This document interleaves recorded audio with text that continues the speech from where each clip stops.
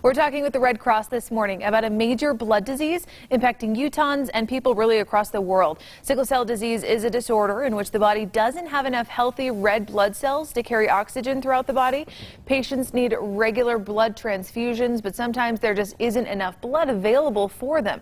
With me to explain more about the disease and a little bit about how we can help, Red Cross Medical Director Dr. Walter Kelly. Dr. Kelly, thanks for being here this morning. Thank you so much for having me. So you mentioned you had a new patient with sickle cell just this weekend. So certainly, I mean, prevalent in Utah. How prevalent? Sure. So sickle cell disease occurs almost entirely in individuals within the African American community. And so as Utah becomes a more diverse place, we have more patients that have this disorder and a greater need for blood donors to meet the need for treating them. Mm-hmm, exactly. So is there a cure for sickle cell disease? What does treatment look like? Sure. So sickle cell disease treatment is like many things rather complicated. So we have some medications that can improve quality of life. One of the mainstays of treatment is providing healthy red blood cells, and those red blood cells have the best match coming from other blood donors from the African American community, and that just has to do with the molecular biology of what's on the surface of red blood cells. There is a way to cure sickle cell disease. It's quite difficult to do. It's through a bone marrow transplant. Interesting. But that's not something that most people even have the ability to have a match to be able to do. And so we're left with treatment, which can be very effective and really give people an excellent quality of life. But in order to do that, we have to have blood donors that meet the criteria to give the best outcomes. How often are transfusions needed? Sure. So there's two ways that we transfuse people that are living with sickle cell disease. So we transfuse someone when they're having an immediate pain crisis, and when we do that, we usually give 1 or 2 units. But the best way to treat sickle cell disease is with regular, what we call exchange transfusions. And when we do that, depending on how big a patient is, I mean, if you have a real big, strong person, they may need 7, 8, 9 units, and you need that every 4 or 5 or 6 weeks. So there are patients who need more than 100 units a year. A significant number. Absolutely.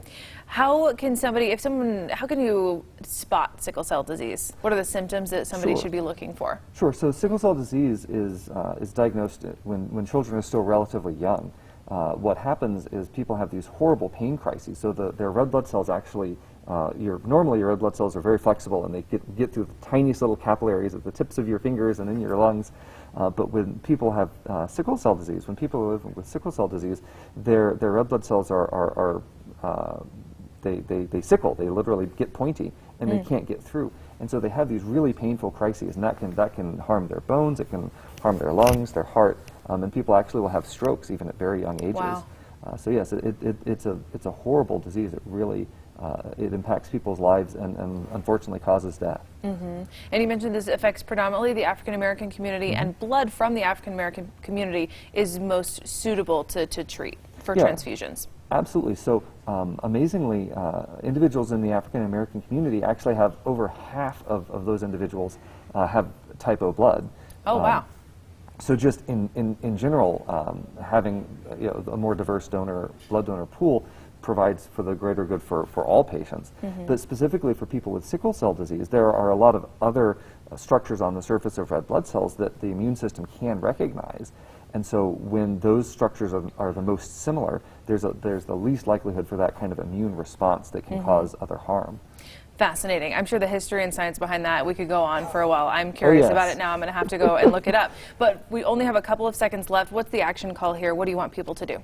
So the real key is to get out and donate blood. So we've partnered with the NAACP and other organizations within African American communities to really try to increase the diversity of blood donors. So you can download the Red Cross Blood Donor app, you can go to redcrossblood.org or call 800 Red Cross and set up a time to come donate blood.